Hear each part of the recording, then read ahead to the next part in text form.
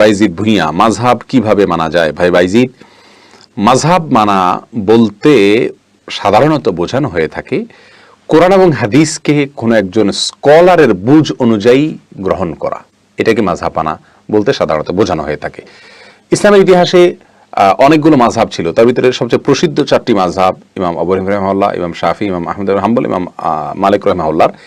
এই 4টি মাযহাবের প্রতিটি মাযহাবেরই অনুসারী যারা, তারা কিন্তু এই 4জন ব্যক্তিকে অনুসরণ করেন না, তারা কোরআন এবং হাদিসকে এই 4জন ব্যক্তির ব্যাখ্যায় অনুসরণ করেন।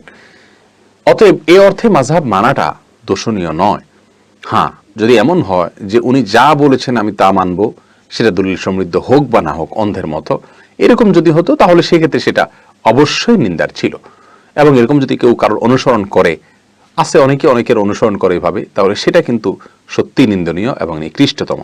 কিন্তু এর বাইরে যদি কোরআন এবং হাদিসের আলোকে যখন তিনি আমাকে পরিচালিত করবেন, তখন আমি তার অনুসরণ করব, এরকম যদি হয় তাহলে তাতে কোনো অসুবিধা নাই। বরং আমরা সাধারণ মানুষ কোরআন এবং হাদিসের সবগুলো জিনিসকে আমরা নিজেদের যোগ্যতায় বোঝা, এটা একরকম কঠিন দুঃসাধ্য ব্যাপার। অতএব কোনো আলেমের আশ্রয় আমাদেরকে নিতে হয় কোরআন হাদিসকে বোঝার ক্ষেত্রে।